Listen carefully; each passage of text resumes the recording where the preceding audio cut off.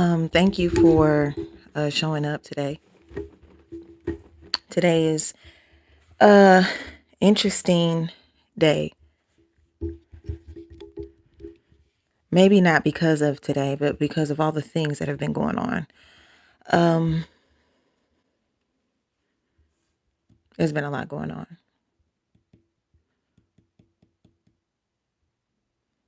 Before I start this podcast, first I want to say yes, welcome back to the throne. This is LORENZA NICHOLL MOLINA, aka the Black Butterfly Queen, Lorena Mariposa Negra.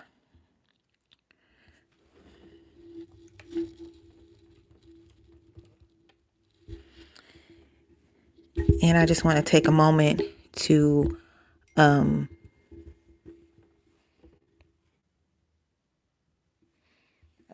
get messages. Sorry. I want to take a moment of silence for Sonia Massey, 36-year-old woman who was recently gunned down by an officer in the middle of calling for help because of she thought someone had broken into her home. I refused to watch the video out of respect to her last moments, but the full video anyway. But there is enough information in the comments under that. I don't want to go too deeply in it. I just want to give a respectful moment of silence to her and all that she represents that we have been dealing with in the climate as brown and black women.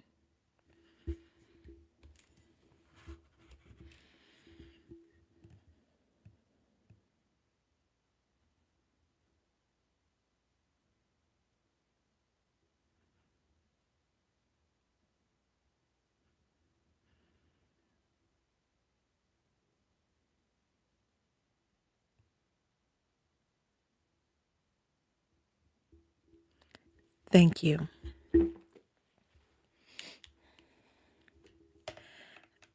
Sorry to start off with grievances, but this is the world we live in. And this is View from the Throne. And we talk about different perspectives and talk about different things going on.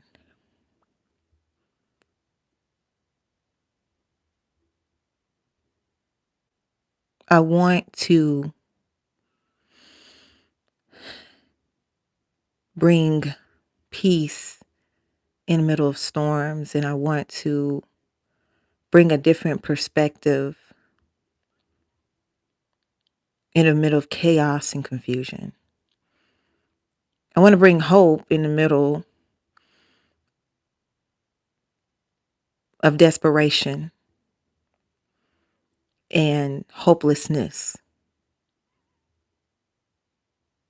And I say, this podcast is about perspective from the throne.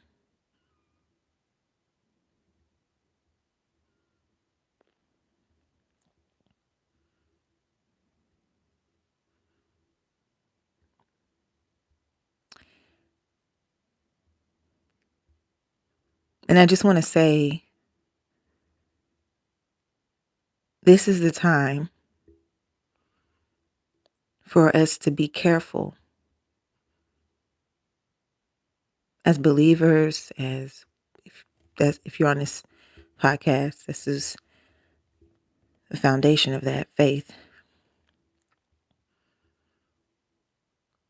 We need to be sure not to speak against each other. We need to be sure that we are covering and praying for one another. We don't need to be divided among petty differences. We need to remember who we say we believe in. And that, I think it was King Jehoshaphat, I think it was him, when his army went to war and they were afraid of what was in front of them. And he brought the praise and worshipers to the front of the army to praise and worship and to encourage the army. But then he said, as they were following him, the king, into battle. He said, remember your own faith. Remember your own faith. And right now, while we're getting online and we're expressing ourselves and getting in an uproar and things like that, it's so important that you spend, not saying that you don't have the right to speak, or you don't have the right to defend yourself, or you don't have the right to use your platform to express what you believe in. I'm using the platform God gave me to express what I believe in. And I'm not saying this is supposed to change what has happened already, or is supposed to be an insensitive gesture, but I feel like it is important that we ask God individually, according to our faith, for guidance and direction. Because there's so many thoughts and opinions and heartbreaks happening right now. There's so much disappointment and numbness right now. But there's one God. And if we are his children, right now we need to be aligned under that. We don't have to agree on every little detail.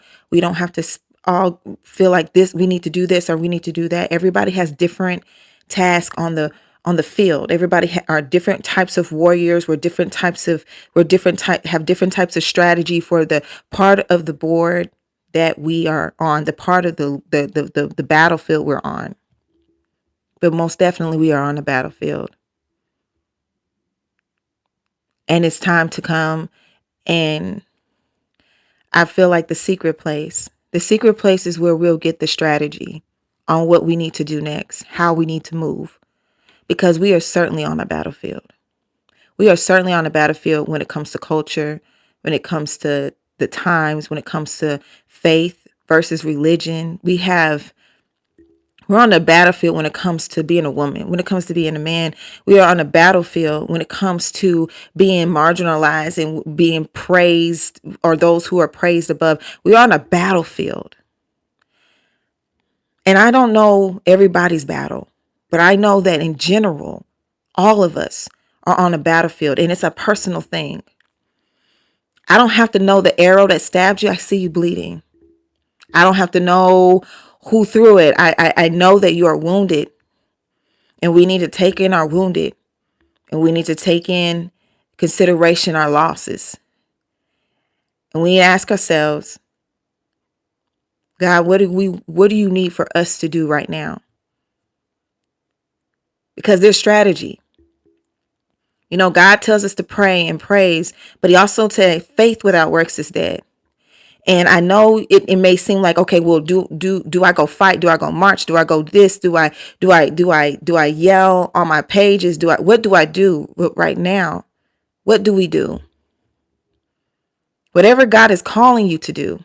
I heard Tabitha Brown say something today, and she was talking about all the work that she did before she started getting noticed, and all the things that she did before, working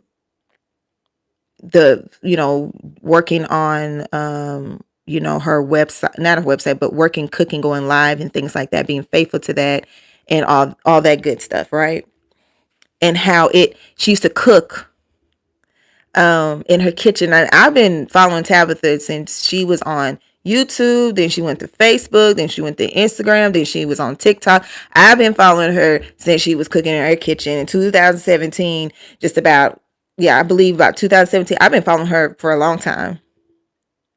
And I loved hearing her, just being in her kitchen with her. And I still support her to this day. And that's what she was talking about. The people who still support her to this day, even though she doesn't have the time that she used to show up in her kitchen and do the same things as consistently as before. But the seeds that she had planted prepared the way for her to have an extension of those things. So she's not cooking, but she has she got a new cooking ware. And air fryer, and she has furniture. She has vegan food. She has her cookbook. She has I think an autobiography. I think she has 2 cookbooks. She has her television shows. I think 2 television shows. She had actually started a restaurant, opened up a restaurant, but I don't know if or was doing something with a restaurant at some point. But she and then because that wasn't working, then she ended up going to doing I think the vegan food inside of Target. She has Donna's recipe. Girl, she got Donna. Girl, she got Donna. Okay, she got Donna's recipe. I did that because my cousin's name is Donna, and she talked like that. Anyway, but she was talking about how that was a seed to all the things that she's being able to do now. So the work that she's doing now is also going to produce more fruit for her to be able to do other things as she continues to go. But in the times where it was just a few people on there, when it was just her, when it was just and I remember like the numbers changing, you know. And she has been an inspiration to me as a woman, as an entrepreneur, as a Black woman, as a believer in this industry, to just really do all that God has given me to do and use my gifts and go do it God's way. You know what I'm saying? And but she was talking about how that all led to that. And her position now, she is seen by so many people. I remember they even tried to I forgot the term. It's almost, well, on her Instagram, she started having problems being seen. So she went to TikTok and she put up a recipe on TikTok. Child, my ear, sorry. And she put up a recipe on TikTok, right? And, ooh, child, I don't know. It's bothering me all of a sudden. And her recipe on TikTok for baking carrots. I have to just press on my ear like this, y'all, real quick. I'm not I just got the press on the side of my head because it's bothering me. But she had a recipe for baking carrots in the air fryer, maple syrup and all that stuff. It looked good. It looked good. I meant to try it. It looked good. And she blew up on TikTok, even though she was being shadow banned on Instagram. And this is after she was known and everything. Everyone's like, we can't find you. We got to go to your page. We don't see your stuff popping up anymore. And then they fixed it. All of a sudden it was working, you know. But it was after she went viral on TikTok and it was like, okay, we messed up, right? And I'm saying all this to say she has blown up and she continues to go higher. And she talked about how it took God to help her do all these things. And she gives so much credit to God and showing her what to do and the people God has blessed her with in her team and her husband and her children and things like that. And I say all this to say is that she has been an influence of positivity and hope. When people have come against her, she has remained herself. She is authentically who she is. Do we get to see every moment of her life, every up and down that she has? No. But what we do see is still her, a piece of her, truth that's true to who she is. Right? And that's what I'm saying to you, that you may, and she said this too, you may not think things that you are doing now are going to matter. And there's things that we have seen in the media recently that have discouraged us. Some things have been encouragement, and both things can be true at the same time. But whatever you do, no matter what happens in this world, we all are going to leave at some point. Make your mark, sis. Make your mark. Make your mark. Show up. Show out. Be all that you can be. Don't look at the things that you're seeing in the media. You see all this. Make your mark. Because whatever you do, whatever seeds you plant, the fruit that is going to be born from that, it can't be stopped. Okay? Make your mark. Make your mark. Whether you No matter how you feel, use this as a time to assess and say, you know what? I need to make my mark. For one reason or the other, I need to make my mark. What I need to make my mark. I need to do the thing, work on the business. I need to, child, okay? I need to launch the website. I need to start whatever it is. I need to start writing the book, whatever it is. Now is the time, sis, to make the mark. And I don't call everybody sis, but today, sister, okay? It's time to make the mark. It's time for you to do something with your mark. We have a birth and an ending date, but we got a dash in between. And that dash says more about your life than the beginning, the date of your birth and the date of your death. Make your mark. Do something with your dash.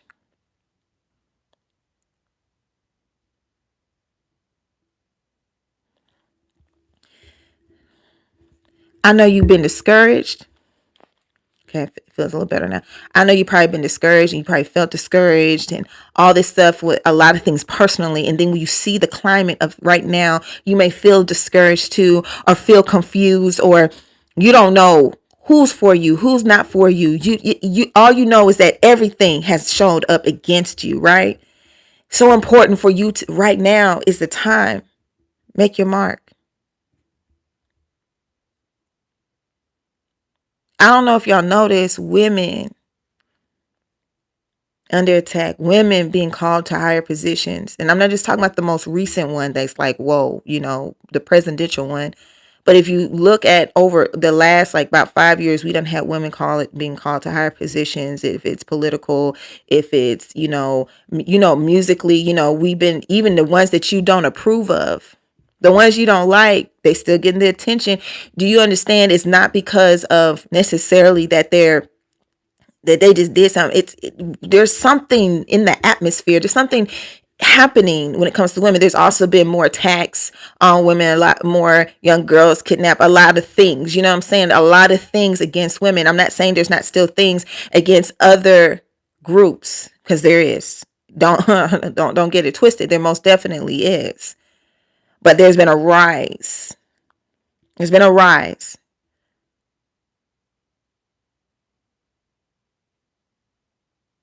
There's been laws being made in the dark. Texas making a law where the age of consent is now 14. Excuse me? There's been a lot of things going on. Yet there's been a rise against the attack on women, womanhood, motherhood, whatever a woman can do, there's been an attack, right? On the woman, the health of the woman, all those things. And then there's been also a rise of women. And so when you start seeing an attack and a rise, it's because something doesn't want us to rise. But I want to thank God for all the ones who has been on the front line, who've taken the arrows. Thank God for all the ones that lay down their life for the ones that are coming up behind them. The ones that didn't ask for their life to be taken, the ones that were innocent, the ones that I want to thank God for the ones that we do not know their name. The ones that were never found. I want to thank God for them. And I don't want to just thank God. I want to show my gratitude by taking my mark. Because the arrow that could have hit me hit her instead. The bullet that hit them could have, hit me, could have hit them instead. What could have happened to it could have been me. It could have been somebody else I know. It could have been, but God, I'm just trying to make my mark. And no, do I wish it was any of us? No. Because they can't have all of us. And it can't take every one of us. Make your mark. Go do the business, because it's going to make a difference. We got our sister Tab up here. We got a lot of women. Missy Elliott today. I mean, today, Missy Elliott, NASA used her, and y'all might think this is kind of silly or goofy or whatever, but NASA decided to send some frequencies and whatnot to Venus, and it was like, let's send a song, and we're going to send Missy Elliott's song, "I Can't Stand the Rain." Yeah, it's my window. Beep beep. Yeah, that song. So that's the one they sent to Venus, and it went about 153. It was 100 over 153 million whatever miles from here to Venus, right? Probably million trillion or something like that, child, because it was far. Okay, and it only took 14 minutes to get there. So that was what they sent, and so now Missy Elliott is the first rapper and is a woman to ever have her music launched into space.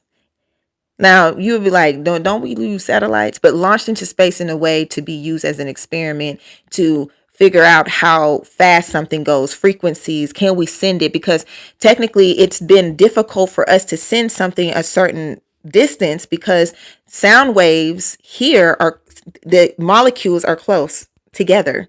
And so it's easier to send radio frequencies and things around where we are. But as you go further into space, certain molecules are further apart.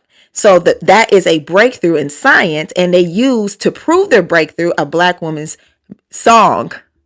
Now, granted, what's cool about this is that she made that song in the 90s, from what I understand.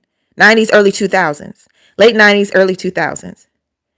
She was never expecting her song to be launched. But once again, we go back to, hey girl, woohoo! We go back to what you're building. Now, I'm not saying it's going to take you 10 or 15 years to see the fruition of it, but I'm saying that there's some things that you've already done that you're about to see the fruit to. And that whatever it is that you need to do now, do it, because there is plenty of ample fruit. Make your mark. Make your mark. If nothing else in this climate is showing us as women, we need to make our mark. It is important that we show up 100% ourselves, more now than ever. There's Esther's being called to the forefront. Make your mark. Make your mark, sis. There's a call for us. There's female Daniels and Shadrach, Meshach, and Abednego. There are female Noahs building boats. Make your mark. Make your mark. There are women about to do some of the most extraordinary things. There are women who were counted out that God is saying, no, the last shall be first and the first shall be last. Make your mark. No matter what it looks like, no matter what is happening, no, don't be so manipulated and twisted by the ups and the downs and the roller coaster of things. Make your mark. Because let me tell you something, in Esther's day, when they had signed a decree in Esther's time, the king, I forgot his name, starts with an X, but she was married to him. It's a real king in history, and Esther is his queen. When they signed against the king of Persia, he signed that thing against the Hebrew people so that they could use their stuff to help fund the war against the Greek people, which is that's the movie 300's about. Okay. There was a date set that they were going to take all of their belongings to use to help support a war that they really need to leave alone, right? And the reason why they were after those people, because they had a democracy. And the reason why they felt the Hebrew people should pay the prices, probably because they believed in democracy technically, or they felt like they did, and they felt like they were the least of them. They wanted to take advantage of them. And Persia was known to be able to still worship the God that you wanted, but they were going to take from them. Well, Esther had to go before the king and plead for her people. And she was afraid, but this is a thing, sis. There goes that word again. If she never went, her position wouldn't have protected her. Her position was there so that she could stand in the gap for so many who had no voice. You don't know who you're standing in the gap for. But most definitely, their gift is your position. But if you don't stand on it, don't think that you won't be touched. This is the time to stand on who you are. Stand in your position. Stand on your gifts. I mean, even the most strange, outrageous, the thing you never planned for type of gift, because that's one of the things our Sister Tab right there talked about. She talked about she never planned on cooking. All she had in her mind was being an actress. Let me tell you something. What God has in store for you and planned for you is greater than you can think or imagine. He says this over and over again. We are in the times to find out what that actually means. We're not just in the times of hoping and praying and seeing, hoping that we get manna from heaven. We got to move. Thank God for Moses, but now it's Joshua's turn. Okay? Do you understand? Do y'all understand what I'm saying? Like, thank God for what Moses did. Thank God for what he did. Without him, there could be no Joshua. But now Joshua is up to bat. Now it's time to go into the promised land. And when they went into the promised land, it wasn't just flowing already with milk. I mean, there's promised land is supposed to be flowing with milk and honey, but guess what they had to do first? They had to fight for what was already theirs, what God gave them. People were doing things and weird things on the land and all that stuff. And when God is taking you into a place, people are going to say you don't belong. They're going to say you're displaced. They're going to say you're just children of slaves. You have no value.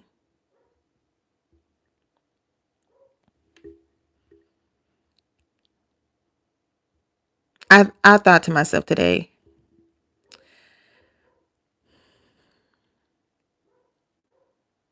what would my ancestors that have no name, that I've never met, that I wouldn't know, if they were in my position right now, what would they do?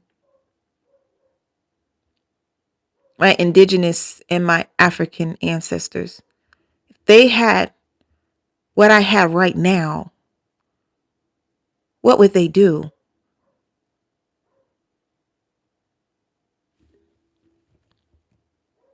And the only thing I could think is, I think they would take up space. I think they would take their mark.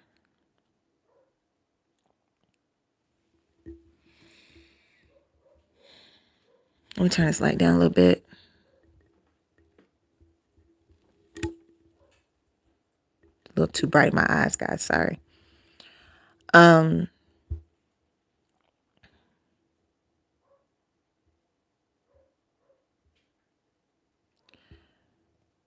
Esther used her position, and because of that, her people were saved. They end up having another law, because back then, once a king writes something into law, it's signed, sealed, delivered. You can't contest it. You can't change it. You can contest it, I guess, but you can't change it once it's written, because so it shall be written, so it shall be done. That's where that comes from that notion. When God speaks, it is done. So when a king wrote out a declaration, it was so. What he said was law, period. That's why Pharaoh was a difficult one, because he was the king of the most powerful nation before Persia and Babylon. He was the highest in the world at the time when you think about power, and nothing could contest his word. No one could contest his word. Once he said it, it was what it was. This is why he was so stubborn when it came to Moses. Who are you to come tell me? I'm Pharaoh, the morning and evening star. This is what he calls himself. But back to Esther's story, in the middle of all that, but while she was seeking God on how to do this and what to do, there is I'm gonna just do it I'm gonna just talk about it from the movie, because there's a movie called the One Night with the King, and you should go watch it. But in the movie, Mordecai, her uncle, who, because Esther is an orphan, she's been orphaned, and her uncle takes her in, and then she gets taken to the king among many other girls. But he is a palace scribe, and he in the movie ends up saving the king's life with something. And I'm just talking from the movie standpoint. And in the movie, in the middle of the people feeling hopeless, the king was approached by Esther, and she was like, you never even told him thank you. Now, mind you, the king at this time doesn't know Esther's name is her real name is Hadassah, and Mordecai is her uncle, right? Or cousin or older cousin or something like that. And so he decides, yeah, let me thank him for saving me from being poisoned.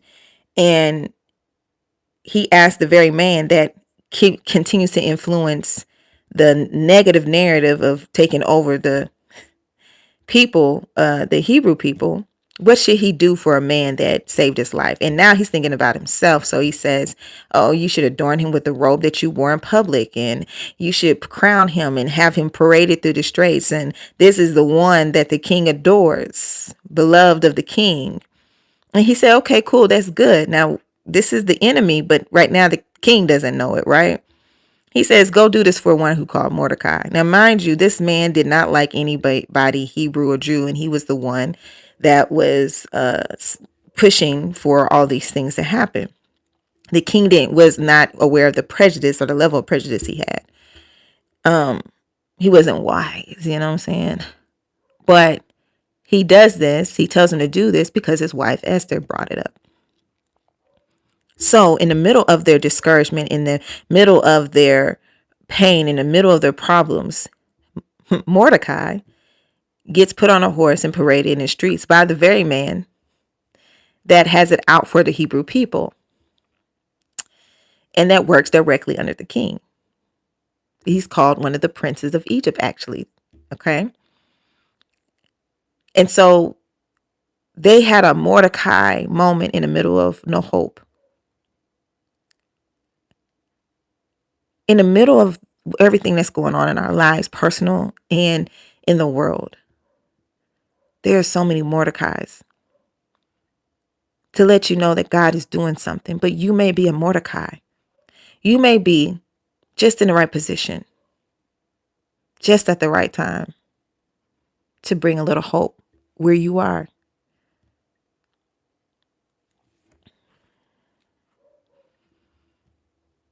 We have so many split ideas and thoughts, but our mind needs to be whatever God gives you to do, do it, because then it will work in harmony.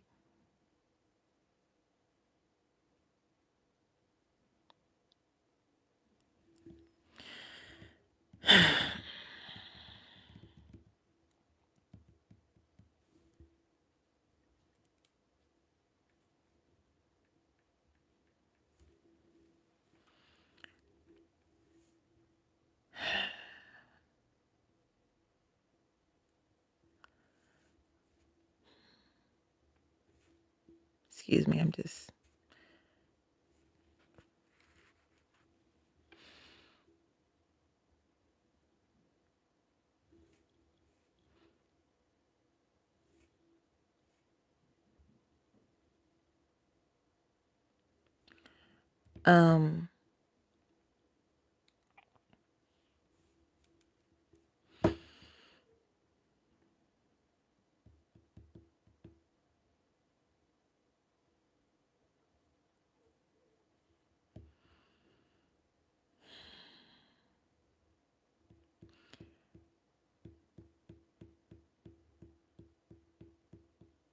there's just so many things going on. And all I can think is take up your mark, sis. Young man, brother, if you listen in, take up your mark. Take up your mark. You don't believe for a moment that what you bring to this world is insignificant.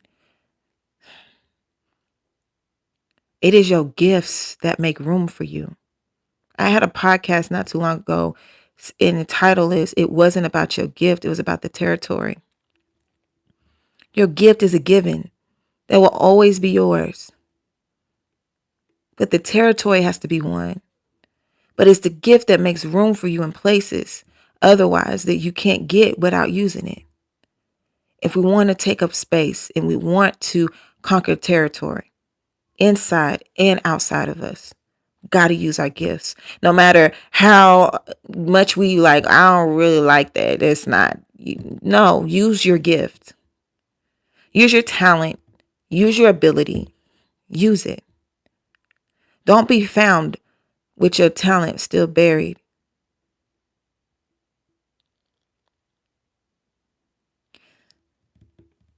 I was listening to a sermon the other day, and I think it was no, it was either Sarah Jakes. It was somebody, and they were talking about the disciples, how they went out two by two, and how they, when they came back, they had been so overworked. The Lord, Jesus, he could tell he was hungry and stuff, but they gave their account of what happened, and then he told them to come with him. And then, like, I think shortly after that, they did the multiplying of the 2-piece fish dinner, and two-piece fish, two fish and 5 loaves of bread. And mind you, this miracle happened more than once. You got to read. Once it was 4,000, and next it was 5,000, but this is the 5,000. Well, 5,000 heads counted, but not necessarily 5,000 people. That's something to that, because they counted the men because they were counting household. So the 5,000 households represented that day were fed, and God multiplied the 2-piece fish and 5 loaves, and there were 12 baskets left over for some hungry men that were tired. And of overflow. But what they got to benefit from overflow, and they came back hungry, and they took account. And the lady said, she was like, when it's your turn to give an account of what you've done, when you got to stand before God, what will it be?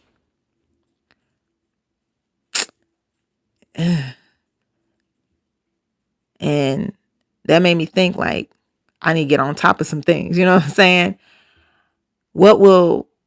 He done sent me out. Me being born was when I got sent out. Okay. You know what I'm saying? Like, me being in the world, I have all my talents and gifts already in me. I don't know fully up, but it takes God to kind of show you some of those things, right?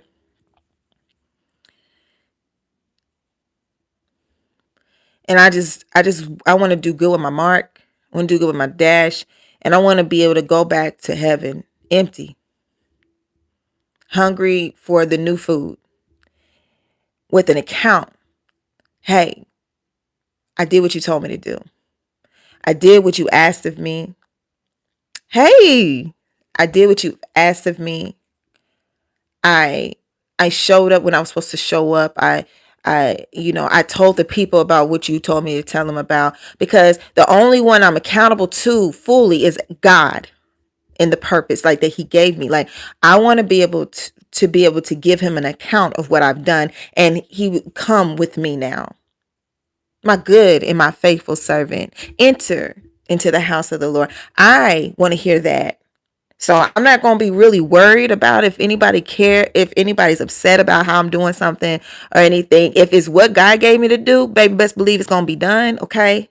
Because I need to be able to stand before God when it's just me and him in glory. After I'm out of time, I need to be able to stand before God and give him an account. But not even just then.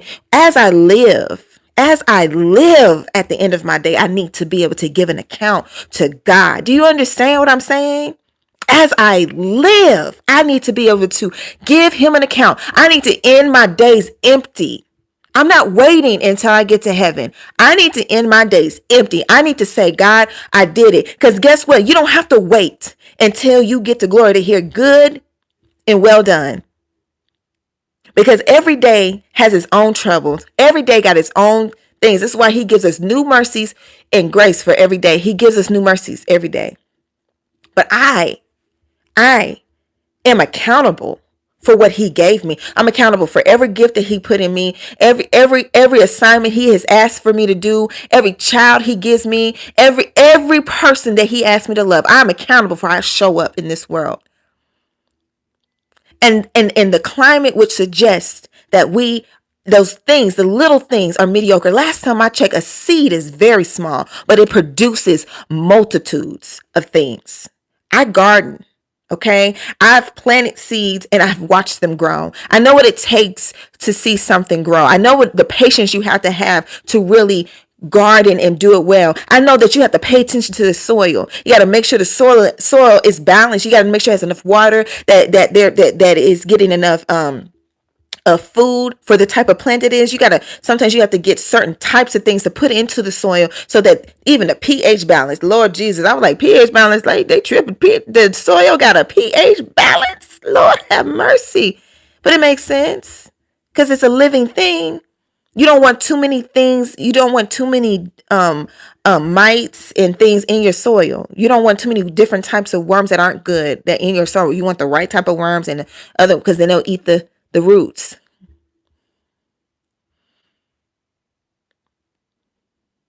So where are you planting your seed?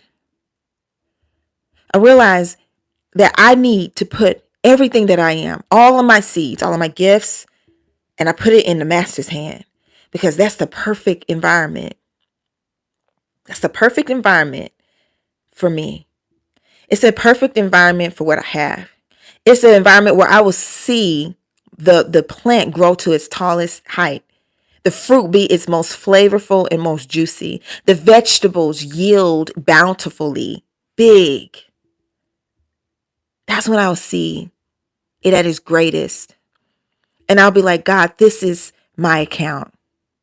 This is my account. I did it as unto you. The tomatoes are tomatoing. The arugula is arugulan. Okay? You know what I'm saying? And some of us, we don't need to have every plant in our garden. We just take care of the ones we got.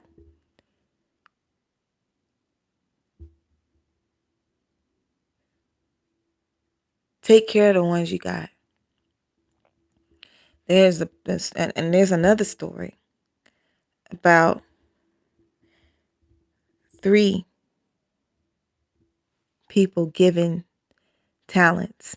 And the talents, it's interesting, it's called talents because talents at the time were coins, money.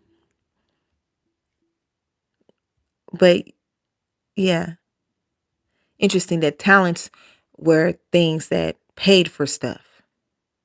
Your gift will make room for you. Talents are what you use to exchange something for something else. You needed talent, or you needed talents to produce, to grow, to live, to do anything. You needed some talent. You may think you don't have it, but what you don't count as money, what you don't count as talent, don't mean it's not talent. Okay, so you look at $1, you know it's worth something, but if you look at a crown, is it worth anything less just because you don't understand the value? It still yields value enough to where somebody else will use it in another country. Maybe you're looking at what God gave you under that microscope of something else, and you have a whole crown. Crowns are, by the way, what they use in Europe.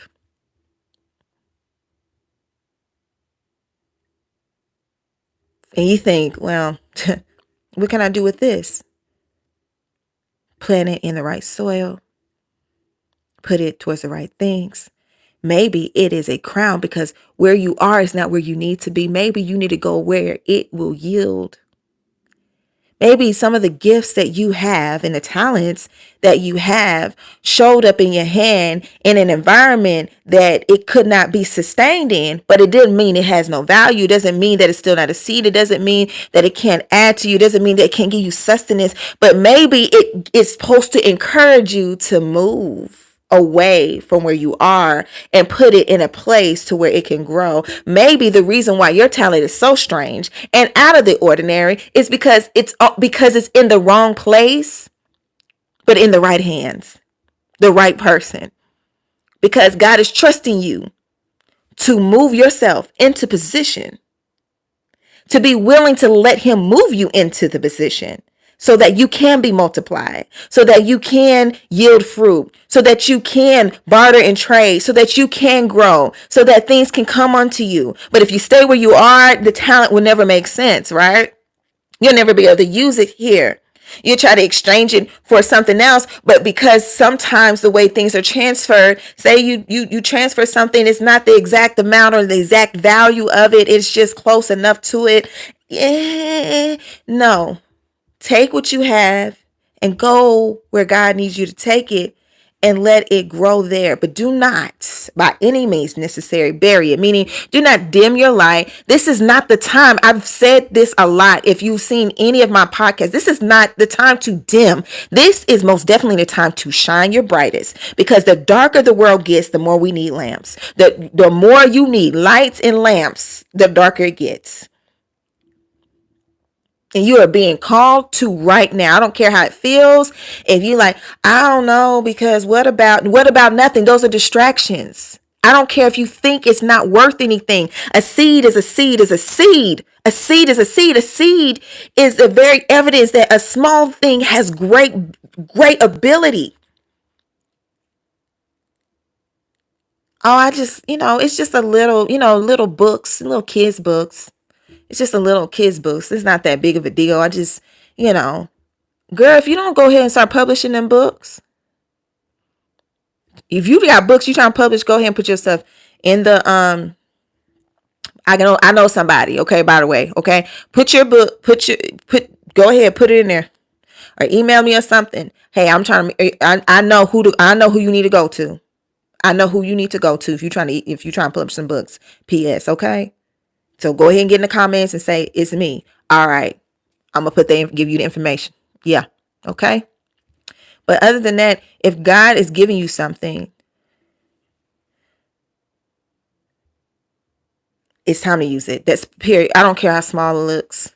It's not about the size. It's about its ability to yield fruit. And one of the smallest seeds in the world is a mustard seed. And if you plant one of them suckers, they can take over the whole field. There'll be so many mustard seeds and mustard plants growing. They are very potent, like fertile plants. You know what I'm saying? But God says faith the size of a mustard seed can do great things. I wonder why. Because it's not about how small it is. It's about what it can produce.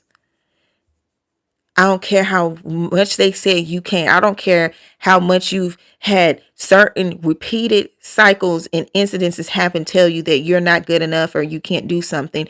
Girl, it's time to show up. Bro, it's time to get to cooking. Okay?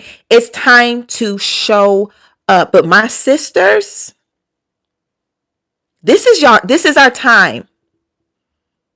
The evidence is in the backlash and the push and the hate. The evidence is in the rise of others. I mean, in places that don't even seem to make sense. Because she a woman, all of a sudden, she got it. You know what I'm saying? Like, if you look at the climate, this is our time. And let me just give a little understanding behind that. Why it's our time. Okay? Let me just, because maybe you're not going to go look. I don't know. But let me give you something. So we know about Judea, right? King David was over it, and there was other kings that were before him, Solomon, and then and then King David, and then we had kings after him, and things like that, and then it trickled all the way down to King Josiah. King Josiah, from what I remember, I believe he was the last king before they got taken over by Babylon. And the reason they got taken over by Babylon, because they weren't even worshiping God like they were supposed to.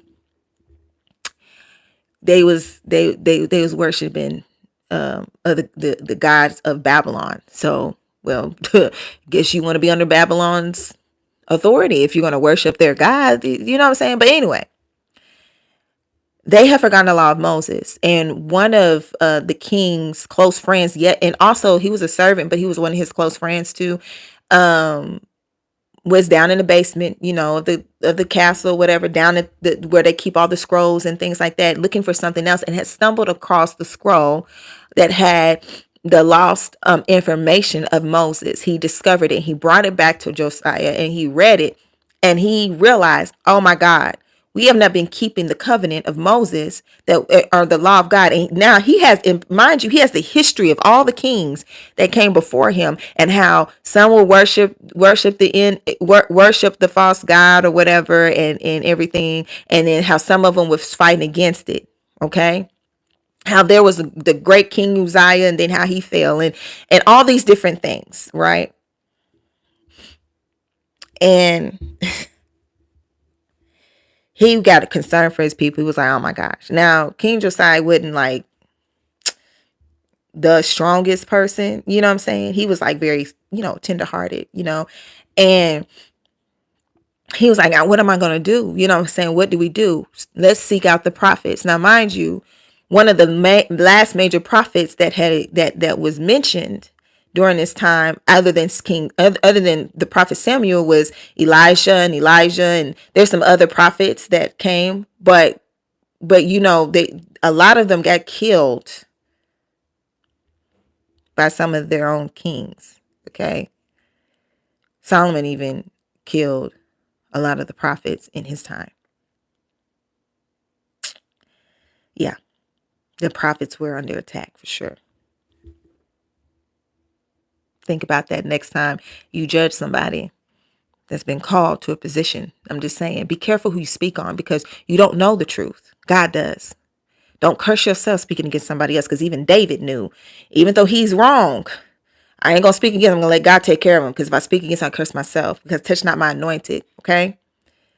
Let God take care of your enemies. Even if they're anointed to do what they do and they become your enemy, let God take care of them, because the accountability level is going to be higher for them. So let God take care of it, because if you take care of it, then that's it, I guess. Then that's they punishment. But if you let God take care of it, he does more with that situation, and fruit comes from all places when God touches it. Okay. Do you understand? There's layers to it. This is why God has to be the one to take care of it. Do not put yourself in a line of fire because somebody did something wrong. Okay. Let me just say that. Okay. No matter who they are. Okay. But the prophets had been killed off. They had been killed off. Yo, like it was, girl, right? Right. They had been killed off. So guess who Josiah had to lean on? I forgot her name, but she was a prophet.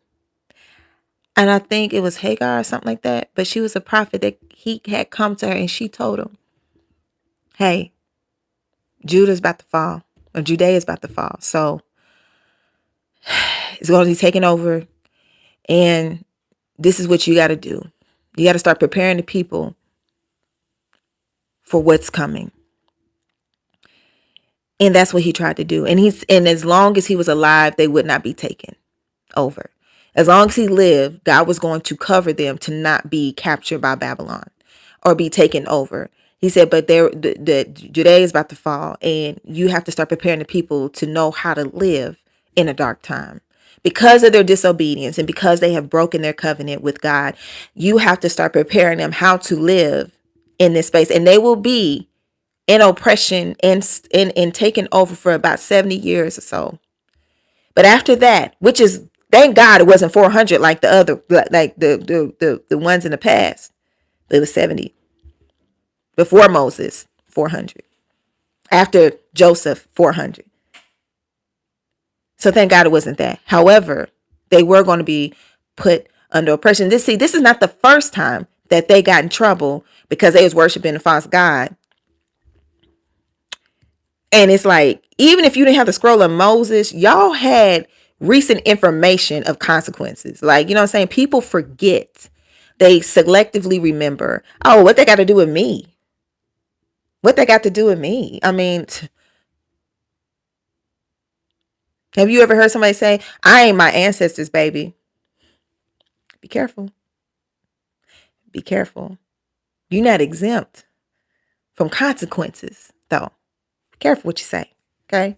So anyway,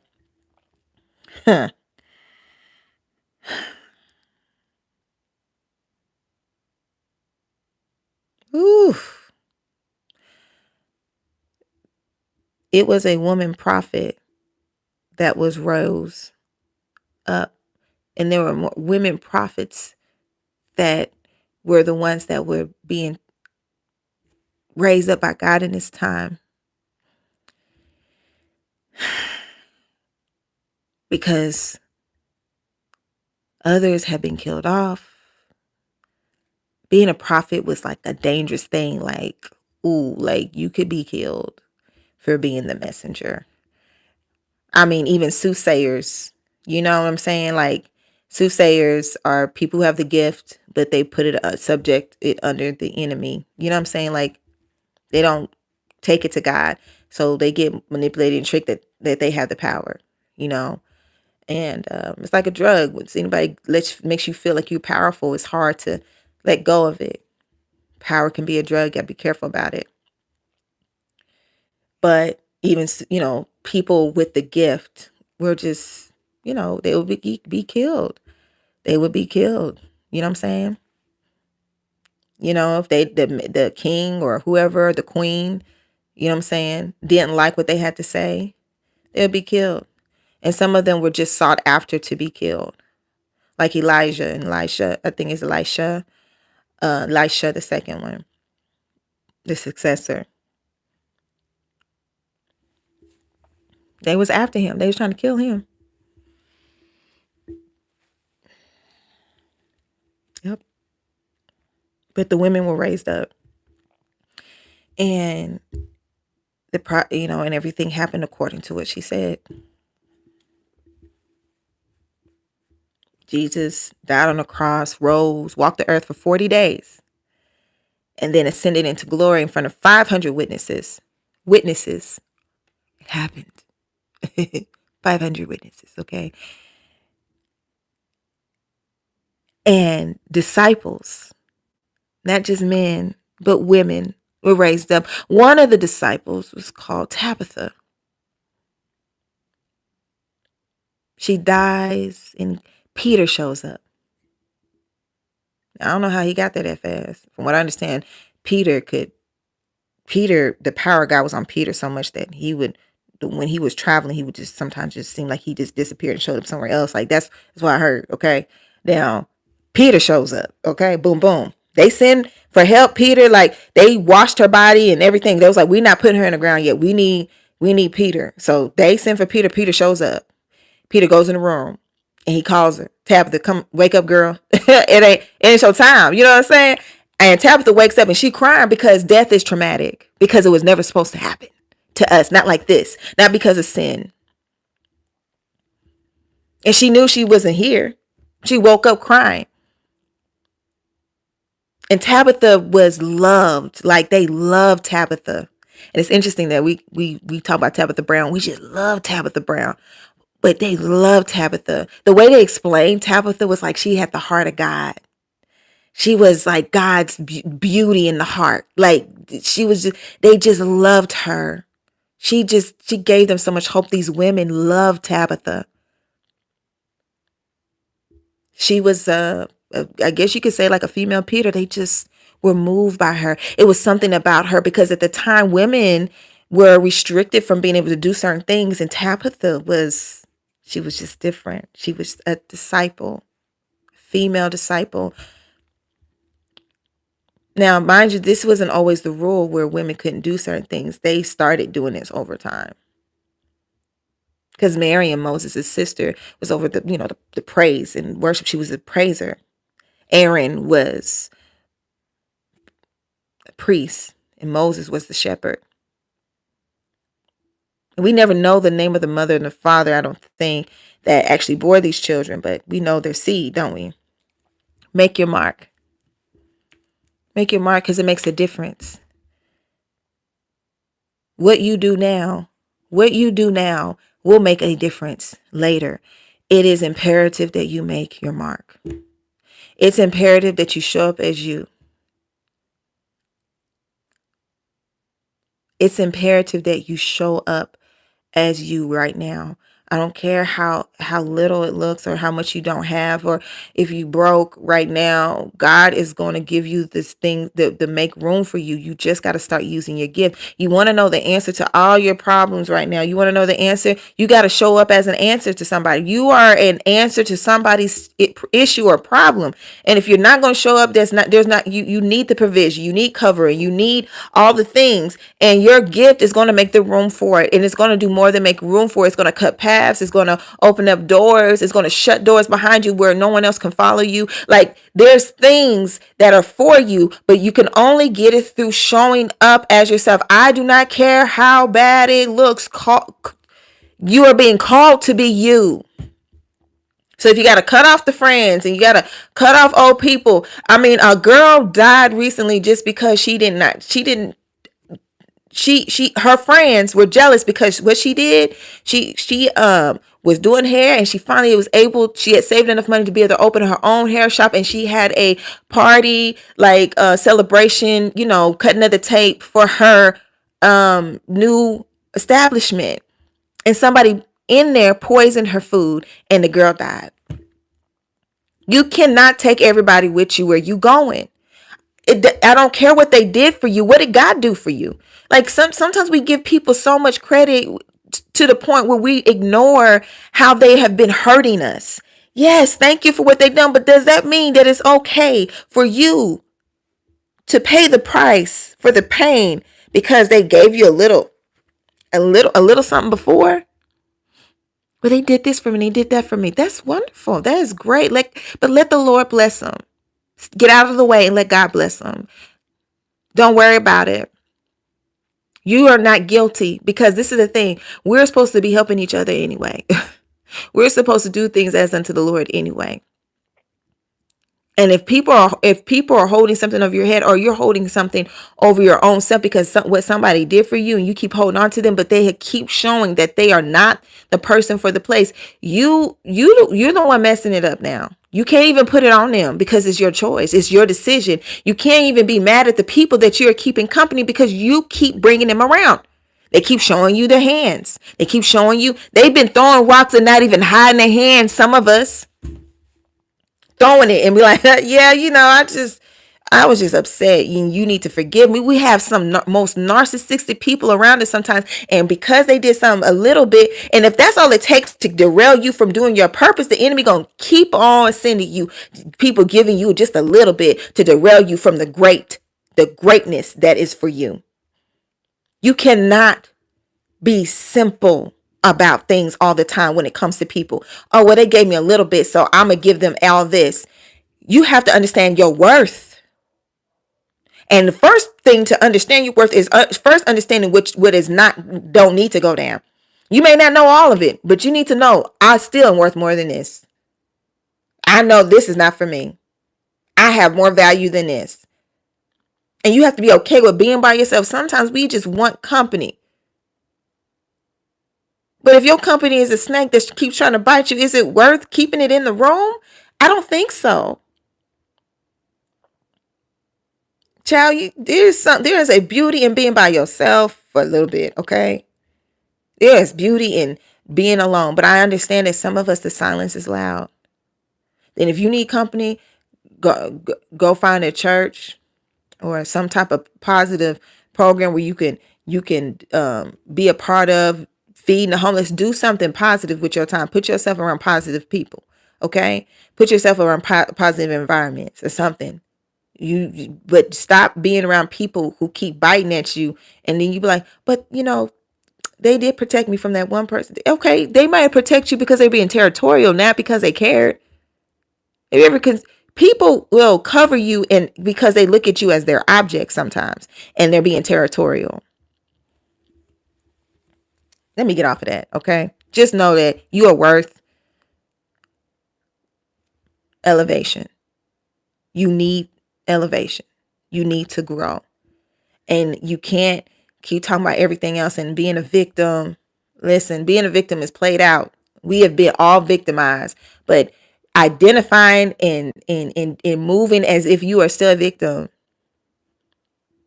I'm not saying people who just got victimized or people who are still healing from stuff. It's one thing to heal and have trauma and still be moving forward. And it's another thing that it's always everybody's fault. And everybody always do me like this. And I just don't understand why. And you're not taking any accountability for your own joy, for your own happiness.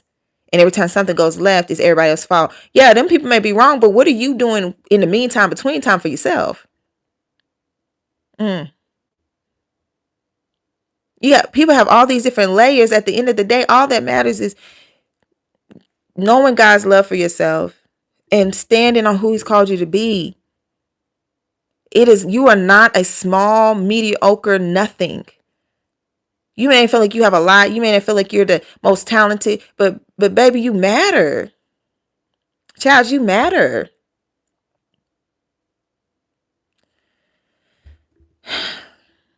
Take up your mark. Take up space. You already do. And just because people complain about it, okay, and they taking up space too. How you gonna complain about me? You here too. Like, we all in here taking up space. But this time, do something good with your space. Dance in your space. They don't like it, dance. Stretch out. Stretch out. Okay, y'all don't like it, then back, give me 20 feet then. If you so bothered by it, move around. You know what I'm saying? Like, you bothered about it, you can move. This is where God put me. Don't worry about you. Okay. But anyway.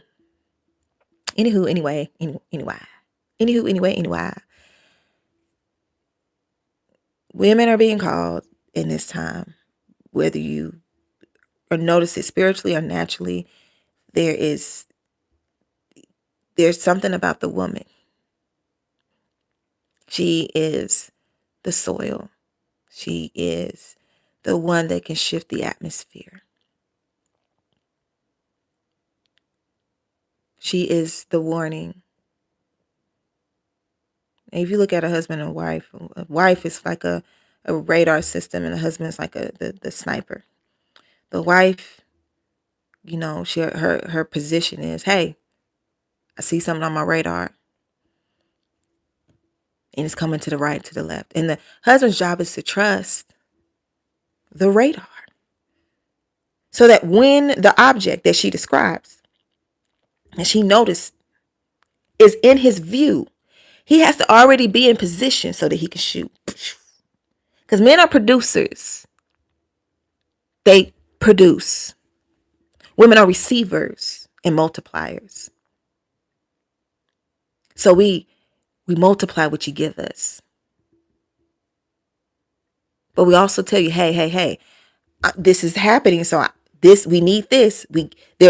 When things are growing in us, that's the time for the man to get in positions. Because when the thing comes, he has to be in a position to immediately act. He's an immediate act. That's why sometimes men be like, okay, let's just get a solution so we get to the next thing. And it's not to be insulting. It's not that they don't want to help you. It's that, no, let's get to the solution to do this. And women want to, no, I just need to figure this out. I need to work my way through it. Work your way through it a little bit first, and then go talk to him, because he gonna try to give you a solution, because men are solution based. They're producers. You know what I'm saying? But if you need him just to listen, you're gonna have to be vocal about it and say that so he know what to do, because men, they want the instruction. Tell me what to do and I'll do it. Okay? I just need you to tell me what to do and I do it. Then I do that, because I can't guess, because I'm a person that's already in position. The way I move is to be in position, to be set up, to act right away. So I don't have time to be like trying to figure stuff. I need you to explain to me what's going on. They don't think like us, and we don't think like them, but we have to be sensitive to the differences in how we are. And men you need to go ahead and do this. Why don't you just do this? And getting on to her, wait a second, she needs to process it. She needs to scope the full thing out, because she needs to understand the enemy. You can't just tell her what to do. I can't just move and do it like you want me to do it. I got to understand what's going on. I got to process this. I got to make sure that I'm on top of it. I got to make sure I'm making the right move for who I am. You got to be patient. We have to understand each other, because when we do, we trust the gift and the ability in the other, and then we can move. And this can go for sister and brother. This can go for mother and son. This can go for father and daughter. Whoever God is giving you position, giving you in your life, trust the God-given gift in them, and lift them up in that. We have enough people coming against us But the ones that are in your household, I have sons. When God speaks to them, to me, I'll be like, thank you for being obedient and telling me what God said. I'll be like, I'm your mama. You can't tell me, excuse me? No, son, thank you. Because at the end of the day, we all God's children. If my child has a message for me from God, baby, I'm listening. Because out of the mouth of babes, the Lord speaks. You're going to get that fresh word from that baby. Don't be too good to take God's word from a child. Because last time I checked, we're all God's children. So in a sense, we're all giving word and we're all children doing it. So might as well just let all that ego stuff go.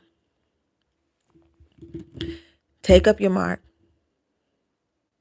And don't hide behind other people's faults to hide what you're not willing to do. Because sometimes some of us be sitting there looking like the victim to everybody else. But the truth is that we be sitting there hiding, letting them look bad when we really the ones that not really moving like we need to. Everybody over here feeling sorry for you, but you know that you hide behind them. You know that God told you to do something else, and you stay friends with that person so that can be your excuse on why you're not going to grow and change. And that person, watch them start growing and changing and leave you behind. People can't keep being your scapegoat. And you're not really their friend. They just your company. And they're your excuse for the reason why you're not growing. You think God is fooled by that? But people get tired of being used as a crutch, unappreciated, because there's no way you're really truly appreciating that person if you're using them as a scapegoat. They will eventually be like, deuces. And what you gonna do then? Who gonna be your excuse?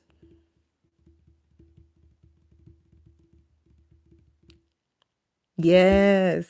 Who gonna be your excuse? You think they can't tell that something's off about y'all's friendship? You think they can't tell? That you think really that you better than them, but you like to have them around you to validate your arrogance.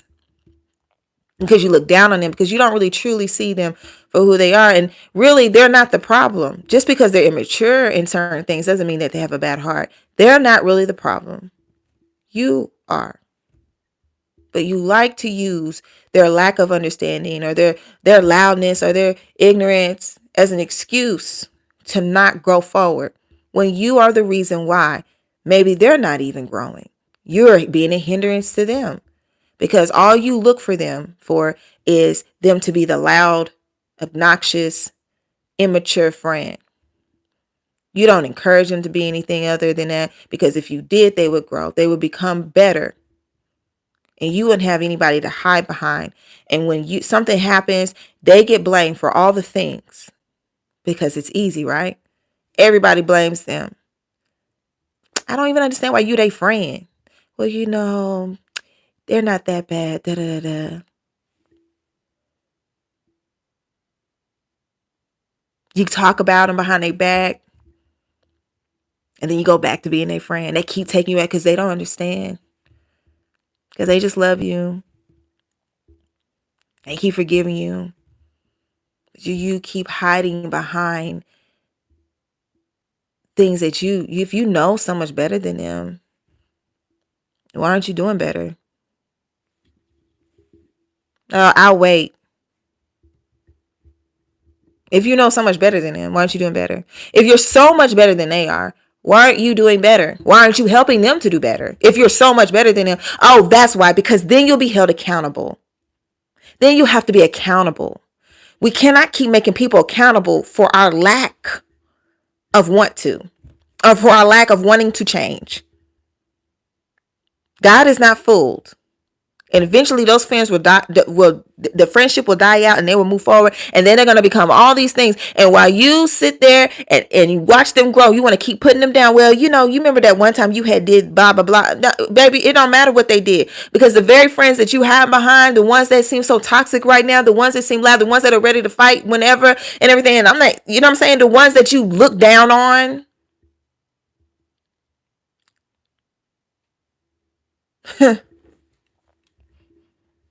God will raise them up and be like, okay, so now what is your excuse?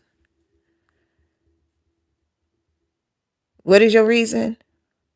Because see, they didn't know what you knew, yet they are still doing better with what they do know than you are doing with what I gave you. They are obeying me. They're following me. They have found me for yours, and they have cut you off because you keep bringing out the negative things out of them. You keep making them feel like they can't be more than that because you need them to be lowered so that you can feel higher. If you got to knock somebody on their knees for you to feel taller, then baby, you're doing something wrong. Go climb a ladder. Don't knock people down. Go work on yourself. But you cannot fool God with that. Bearing your accountability, bearing what you really supposed to do because you don't like it behind other people and saying it's them.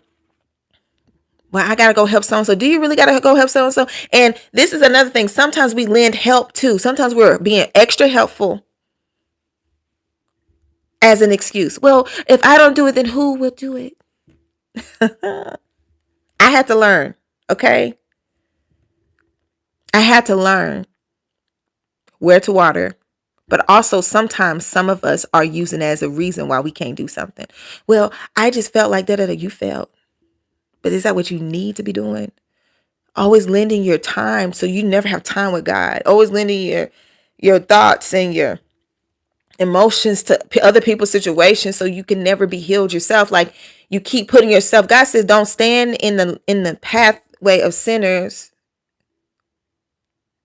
And I'm not calling everybody you deal with a sinner, but what I'm saying is that get out of the way and let God be God in their life and go deal with what God is trying to do in your life. Speak when he gives you something to speak. Say something when he gives you something to say something, but be silent when he tell you be silent. And that sometimes means not showing up.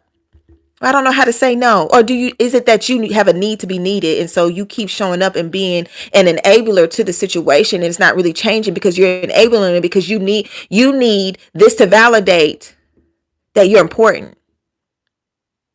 So how are you really their friend? How are you really their loved one if you need them to be broken to validate your importance? Is that fair? And if you understand something that they don't yet, you love being the hero. Do you need to be God in somebody else's life? No, go work on your dash. Go work on your mark. Go work on your gift. In the meantime, between time, where you're doing all of this, you are burying all that you are into the sand further and further. This is not the time to be a people pleaser. This ain't the time to be unaccountable for who you are. This is not the time to go back and forth about meaningless little things. This is a time to be as close as you can to God. And what I mean, I'm not just talking about talking to God and praying and everything. I'm talking about asking God to give you understanding of what his spirit is saying. This is a time to be strategically led by him. This is the time to seek God for what you need to do right now. All these other things are distractions. We can have 1,000,000,001 distractions, but the truth is only one truth, and that God's will be done, okay? With or without you, okay? 1,000,001 distractions, one truth. That he mean what he say what he mean. One truth, God is it. And for you to know what you need to be doing in this time and what you're being called to for this time is to push away from the distractions, pull yourself away from it and seek him. Because sis, you're being called.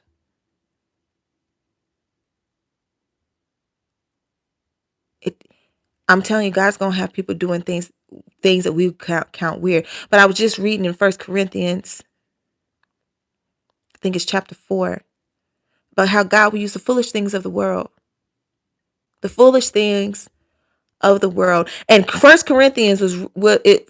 Corinthians is a conglomerate of letters written by the Apostle Paul.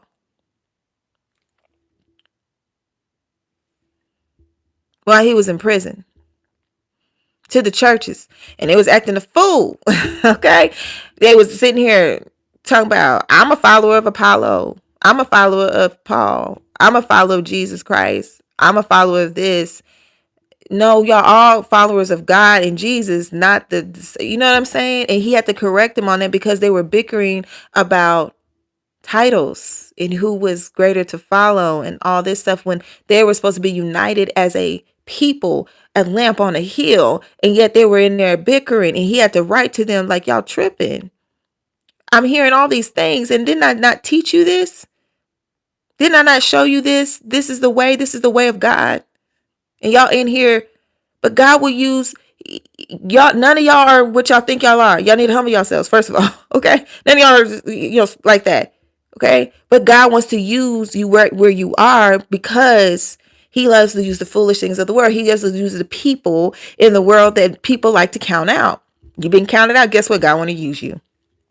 If you've been disrespected, put down because of who you are, or marginalized in any way, guess what? That means God wants to use you. Okay. You are the perfect candidate to be used. That not qualified for anything in the sense of the world's perspective and mindset or mentality, but completely able to do great things in God. What is the saying? How's the saying go? God doesn't call the qualified, but he qualifies the called.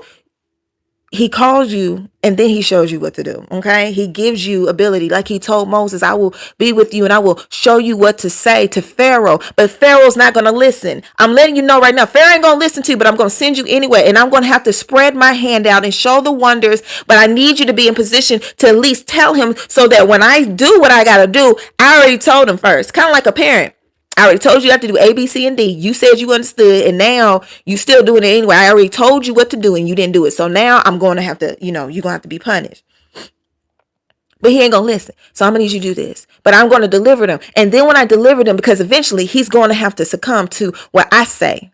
And when I deliver them, not only am I going to deliver them, I'm going to give the Egyptians are going to fund your movement. The very ones that were holding you hostage, the very ones that held you in oppression in your family and your family's family and your whole line, and oppressed for years, I'm going to have them fund your delivery. I'm going to have them fund your movement. I'm going to have them fund you. Do you know they left Egypt hand over fist wealthy? They did not leave empty-handed. Because they are also the people that helped build the wealth of Egypt. They are the descendants of Joseph and all of his brothers. The agriculture of Egypt grew because of the Hebrew people. And it became a great nation. And through the pain of slavery, they grew and became a great nation.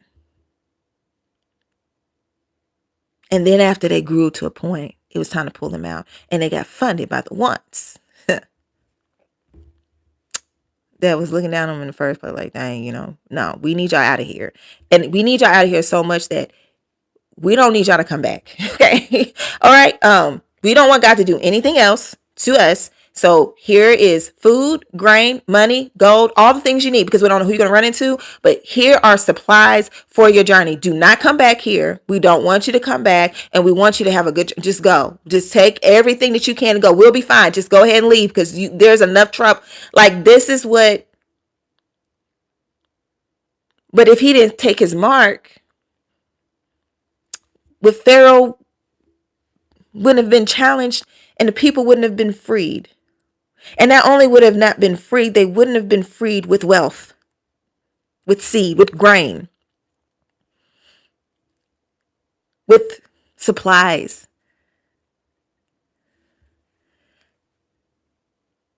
Do you understand? Like, the first time Moses really meets God, he's about 80 years old.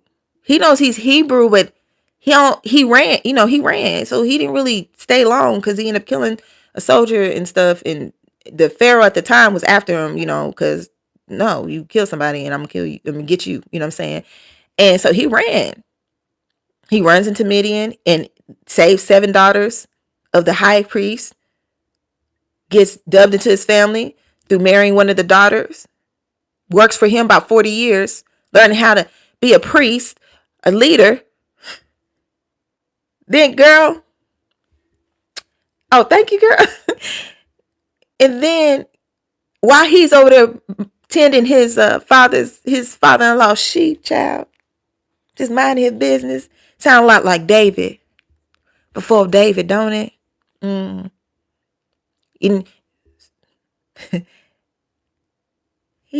one of the sheep run off.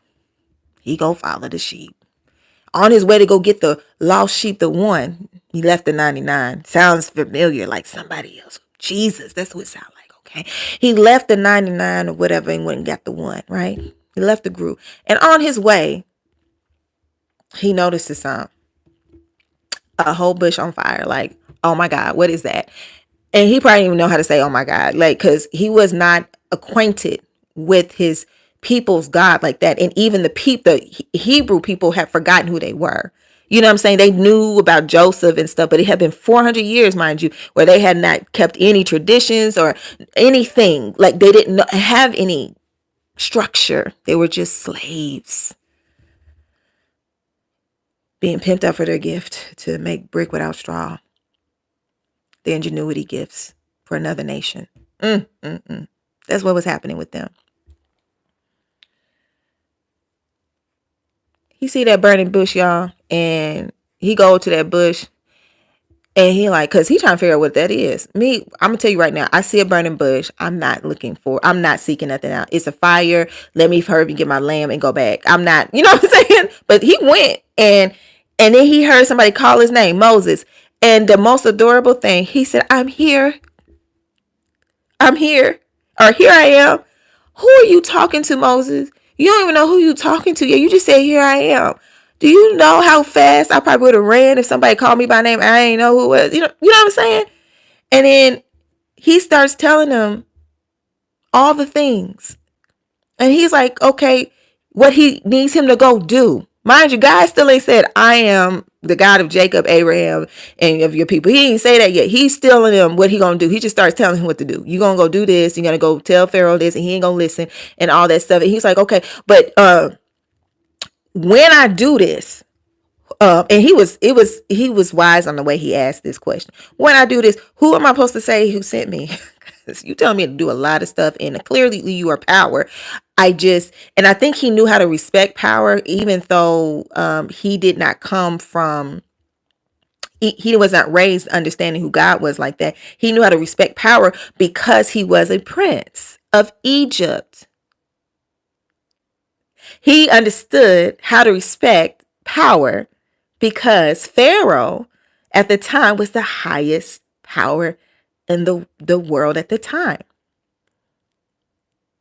So he understood how to respect power. And so he knew that he was less in the moment. He knew that whoever this was a Lord. It was greater than him. Take off your sandals. This is holy ground. Takes them off. He knew when something of power spoke, because when Pharaoh spoke, it was what it was. There was nothing to challenge it. There was nobody to be like, oh, he tripping. We're going to send this person out. The Pharaoh was over the highest kingdom in the world. Do you understand? And whatever he said was whatever he said. If he said, we're going to start calling the sky green, everybody's going to, we know it's blue, but Pharaoh says it's green now. We're going to just start calling it green because Pharaoh said it's green. Like, it doesn't, you did not contest his word. So Moses understood power. And he humbled himself.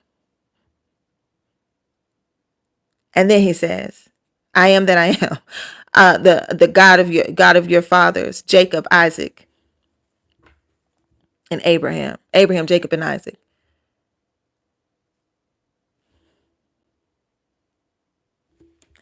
Yeah.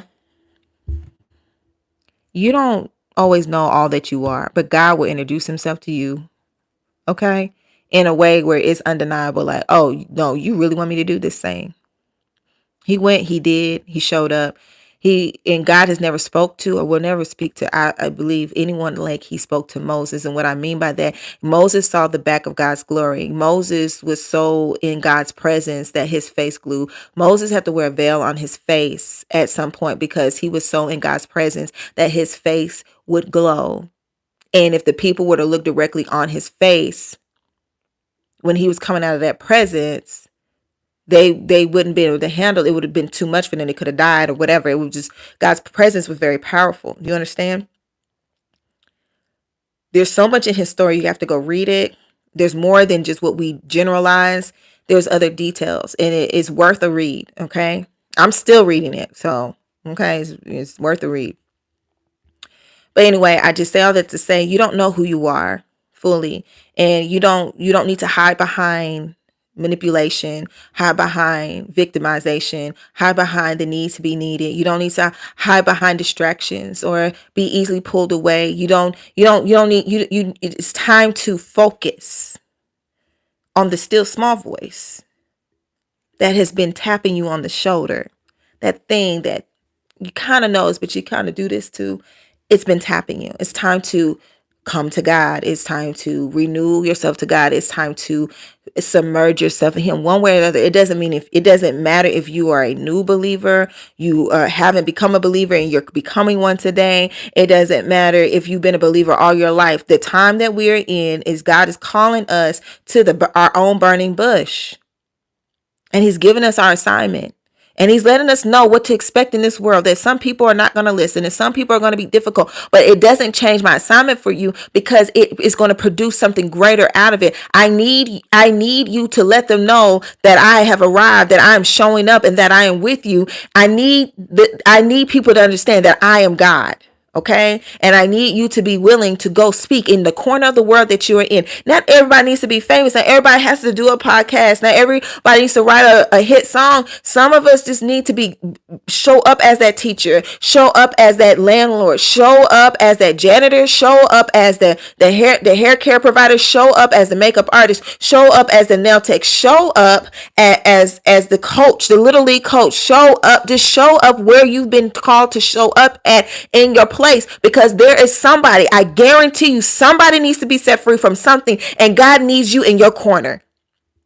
Stop looking at everybody else's corner and be like, oh, I wish. No, you don't. Because you don't know. The higher the calling and the further God is taking you out, the consequences are deep. Let me tell you. So be grateful for wherever God has called you to, because he has trusted you with it. That means he knows you can do it. You can do all things through Christ Jesus. He is trusting you to trust him to take you through it. Okay.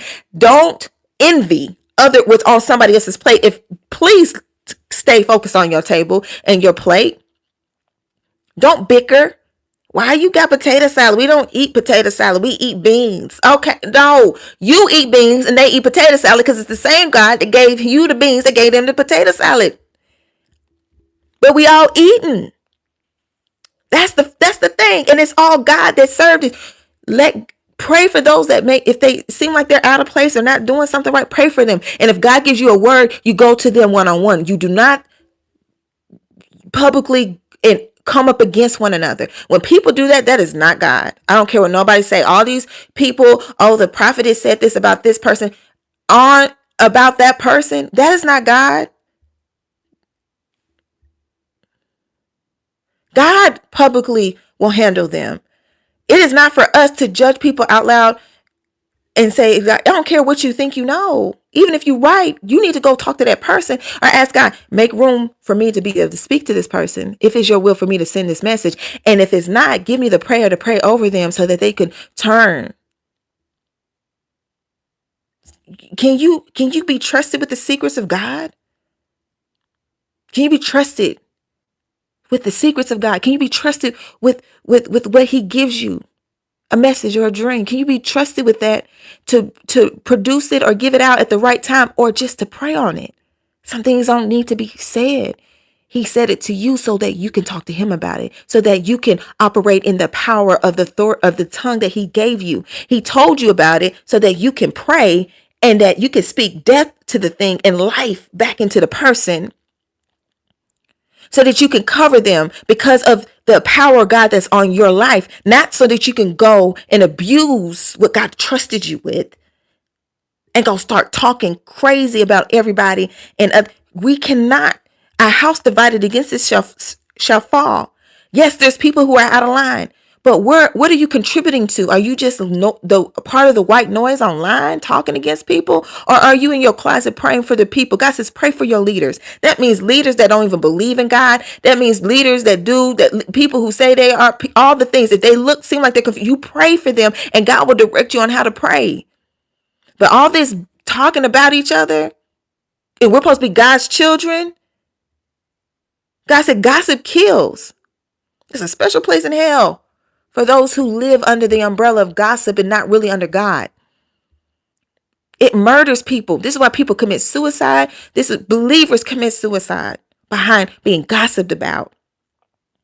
When you hear other people doing it, even if you agree to say, God, be careful who you speak on, because God takes an account too of what we do. And we can't fake an account. We can say, well, God, I did this in your name, but did you have love when you did it? Or did you just become a stumbling block to somebody because you were being kind for the wrong reason and it produced the wrong type of fruit?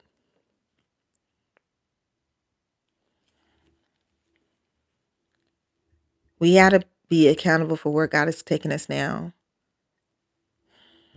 Y'all, if you're here listening, it's because you want to be. Listen, I'm just me, and I am trying to be accountable for what God gave me to do, and I'm trying to show up to where I'm at right now. And I don't know all the things that this podcast will produce. I don't know all the people it will help. I don't know. I have no way of knowing. Only God knows all things. But all I know is that I have my burning bush moment. God is talking to me about what I got to do, and whether people agree with what I got to say on here or not agree with what I got to say on here, or agree with me, because there's so many parts of who I am that have not even been seen. There's so many gifts, and I'm not the only one that is multi-gifted. And sometimes we don't think we are because it's not a typical gift. But I'm going to show up in all places by God's will and his strength, because I can't do it myself. I need him for it. That's my declaration, for real. I need him.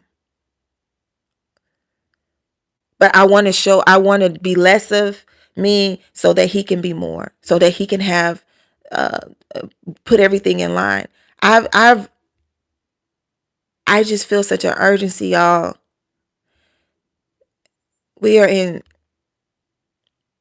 This is not the time to be being silly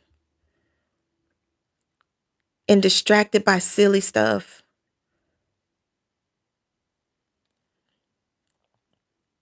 Take your mark.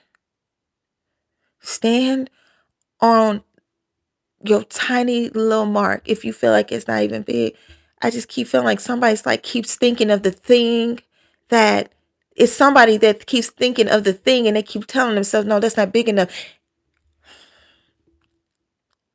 Who said it wasn't big enough? Who are you what's the measuring stick? We lean into our own understanding about everything. God, people, each other, talking about folks and everything, putting down our own little gifts, putting down our abilities because it's not big enough. Who are you to say it's not big enough? If God said it was big enough, who are we to contest it? It's amazing. When Moses was called, he said, "Here I am." But somebody else would have probably said, "Why not a tree instead of a bush? Why are you burning the bush? Why not the tree?"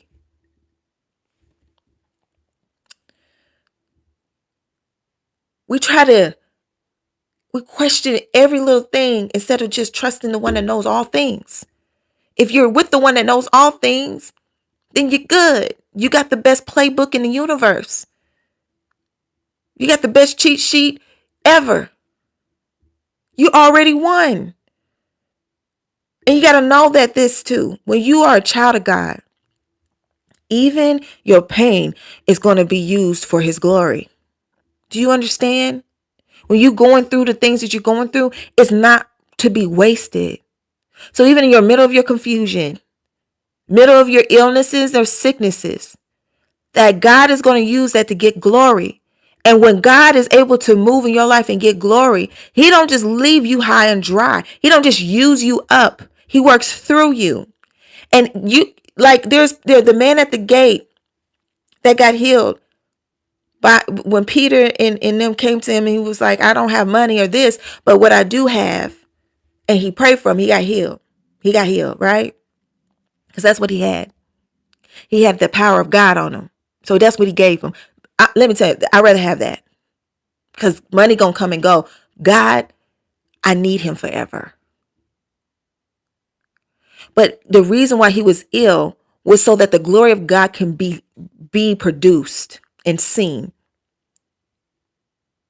Some people are dealing with illnesses so that God can heal something. Some people are dealing with some type of brokenness so that God can fill the gap. We are living in an imperfect society with many holes and gaps so that God can show up. It's not that God it takes pleasure in our pain. It's that we're imperfect and we need something that is perfect, but we cannot gauge what perfection is when we are imperfect things. Only time we understand it, we never understand it. You know what I'm saying? Is when we experience it, but still can't understand it. We're like, wow, I'm experiencing God's perfect love or power, but I have no words for it. You know why? Because it exceeds our understanding. That's what he means by peace that surpasses all understanding. He needs to be the answer. God wants us to have relationship with him. But if we had all the answers and we could do everything ourselves, what would we need God for?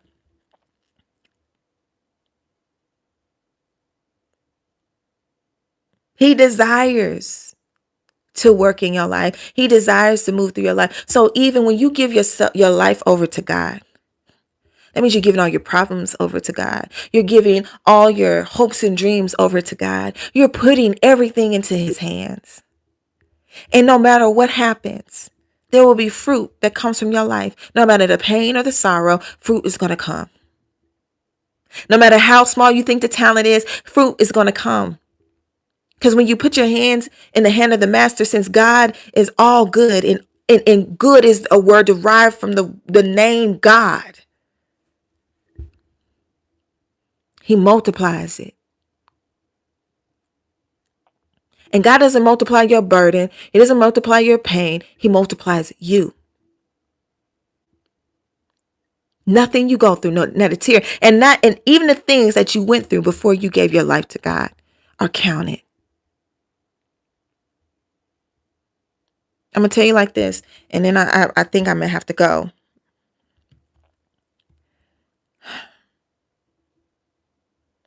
We hear about the story about the ladder, not the ladder, but the last shall be first, the first shall be last. The story that it comes from is the people working in the field and how they had people that showed up early and in the middle of the day and in the evening and then later to the last hour. And how the man over the garden or the owner of the land and the property would go out and look for people in the marketplace. And he would say, hey, because they would be looking for work. Hey, come work in my vineyard, come work in my field, and I will pay you a certain denarius. Denarius is like about 10 or something like that. I'll pay you a certain amount of money if you come work. And they agreed to that amount. And each person that he asked to come, they agreed to a certain amount. And they agreed to the same amount. And then he said the ones that came in last got the same amount. So when the day ended and it was too dark to work, then it's time to get paid. And he paid them at the end of the day. And the ones that were working all day were upset. And why would you give them that? When they didn't work as much as they said, did you not agree to this? See, you agreed to this before and it's my money. I can give them as much as I want to give them. It's because they answered. And he paid the ones that came in last first. People are like, that's unfair. That just means that it doesn't matter how long someone else has been in this. It doesn't matter how long somebody's been saved or how long somebody's been at that job or how long you're qualified because God has said so. And one of the things he pointed out to me about this story, he said people don't count the marketplace. So I'm not just paying them for when they decided to show up in the field. I'm not just paying them for answering me when I called. I'm paying them for every minute and every hour they stood in the marketplace waiting to have a job, waiting to be called. I'm paying them for all the things no one else saw them do. So you're not just getting paid because you showed up. You're getting paid because you showed up despite how long it took. And some people don't understand the work that it took to wait to be called is just as important as the work that it took when you got called first and you had to stay consistent. It's hard to be consistent when you've been in something a long time, but it's also hard to keep your faith when you never saw an answer and then you came in at the last hour. So when people come in, just embrace them because it took everybody some type of work to be here. And God says, I give it to all the same. I love all of y'all and y'all all matter to me. Nobody's greater than the other. And if you come to me, you get the same thing. You get the love, you get the support, you get the glory of God in your life. You get the peace of God. You get the hope of God. You get the spirit of God. You get all of it. You get all of me. Because if you come to me, I give you all of me. I hold nothing back from you. Because I count your time in the marketplace. I count your time waiting. I count your time confused. I count it all. Okay. Well, I could keep going and talking about the same things over and over again. I've been all over the place. But at the end of the day, show up and answer your call. The phone is ringing. It's your time. We have too much evidence of the time shifting in front of us, and we feel it spiritually. And no matter if you're moved by Miss Massey or Miss Harris,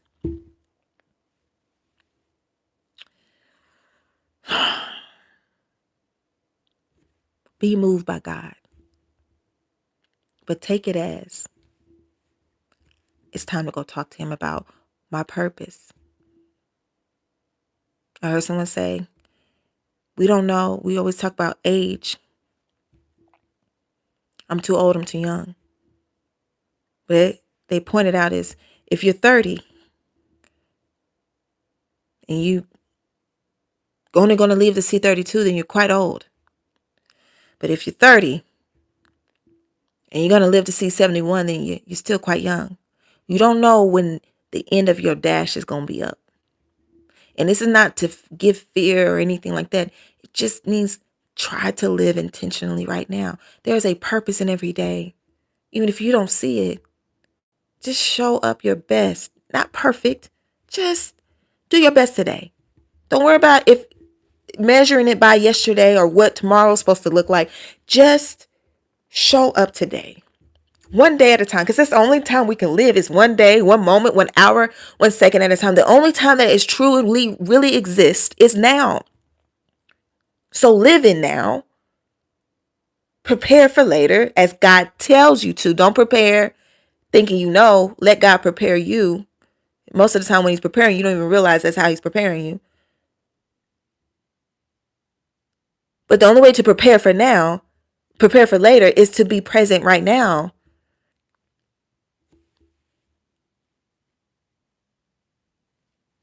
We just keep moving from now to the next now to the next now. And what you do right now will affect your next now. What you do this moment will affect the now 10 years from now. But it'll still be now. So live right now. Do something right now. Start making the little memes with the positive quotes if God told you to do that. If it's time to get on social media, get on social media. It's time to get off for a little bit, get off. But don't be distracted by silly things and silly people. Be awake. Not woke, be awake. Just awake. Like pay attention. and pray and seek God quietly until he gives you something to say.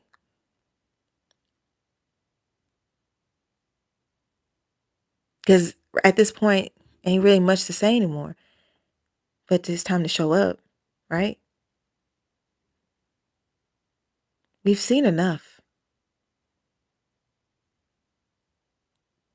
It's time to grow, stand on who we are in the spirit, so that we can stand on who we are naturally, and so that our faith will have works and it won't be dead. We have to have actions in this season. We can't just be praying and doing nothing. We have to do what God gives us to do.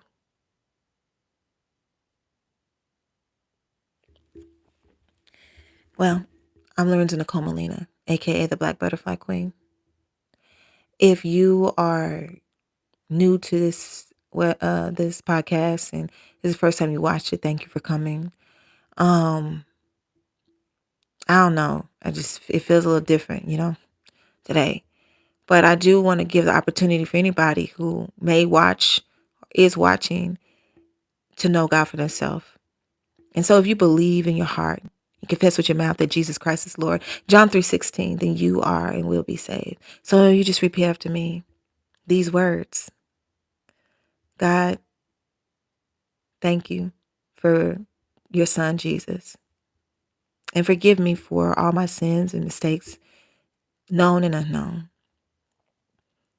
And I ask for your son to come live in my heart, for Jesus to come live in my heart, because I believe that he is the Son of God, your son, the only begotten son, directly from you.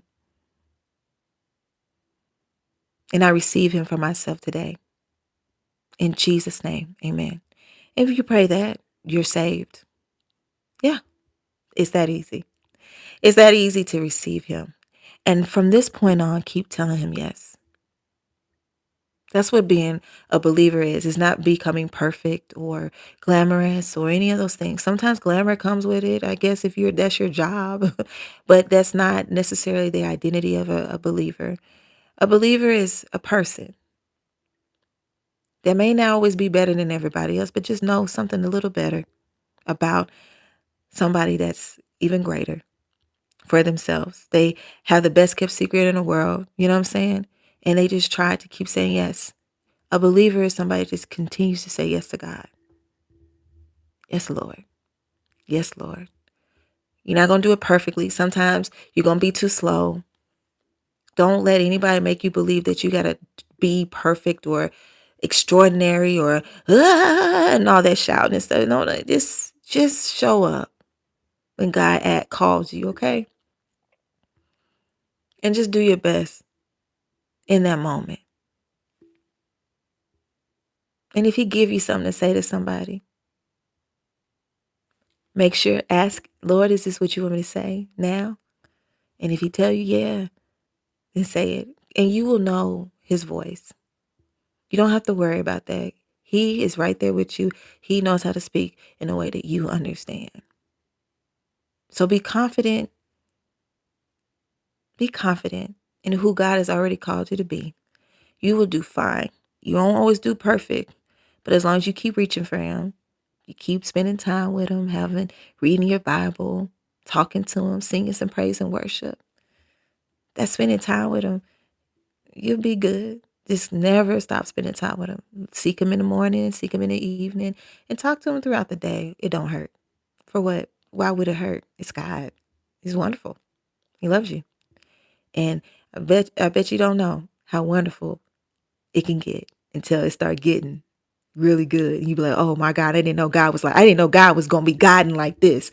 There are some moments you just be like, wow. And I am excited for you experiencing your God moments. So thank you for showing up. Thank you for your time. You didn't have to give this time, especially the time that I spent on this podcast. I always think, okay, maybe 30 minutes today, and it don't happen. I don't know why. I keep thinking it's going to happen, but it don't.